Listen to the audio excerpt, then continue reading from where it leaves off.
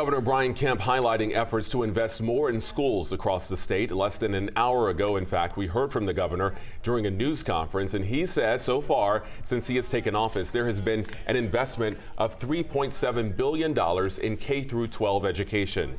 This year, Governor Kemp says there are plans to expand the funding and focus on security.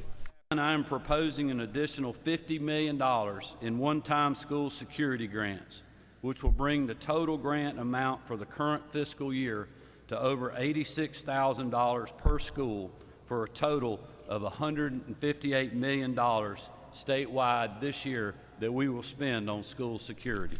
Governor Kemp says there is also work underway to improve the student to psychologist ratio and provide funding for crisis counseling training. Governor Kemp's education priorities are coming on the same day the Georgia legislature opened its 2025 session. That was today, and the first bill to be introduced in the Senate is a measure to restrict transgender school children in sports. Critics of the bill say it solves a non-existent problem. 11 Alive's Doug Richards is live for us at the Capitol here. Doug, any idea why this bill was brought up first? Well, this is the bill. It's Senate Bill 1. Its sponsor is a Republican from Forsyth County who has sort of found a comfortable spot on the tip of the spear of culture war issues. And there is evidence from the last election indicating that Republican voters are behind this issue. Transgender Georgians and their supporters had a strong presence at the Capitol during the session's first day, fully aware that many Republicans view transgender athletes as a priority issue. I'm really disappointed that the majority party has decided to once again attack really vulnerable children. Among other things, Senate Bill 1 would prohibit males from participating in interscholastic and intercollegiate competitions on teams designated as female.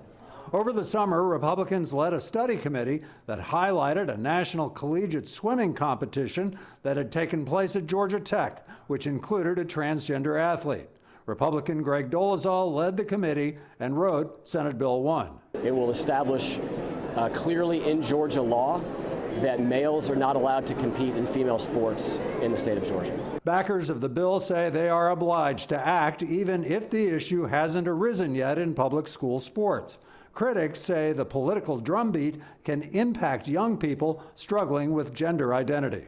Every time we have this conversation, we make trans youth more vulnerable. I think it's really unfortunate that the very first bill out of the Senate today is to dehumanize Georgians, to dehumanize transgender children. There's so many other pressing issues.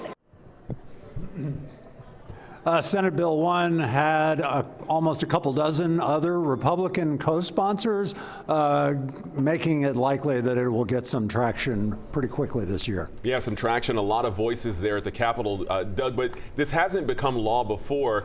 Is this year any different? It is different mostly because of the last election year and the advertising that pounded the transgender issue to voters, and that a lot of Republicans think was very successful getting soon-to-be president again, Donald Trump, elected. All right, just day one of a very busy session. Doug, thanks so much.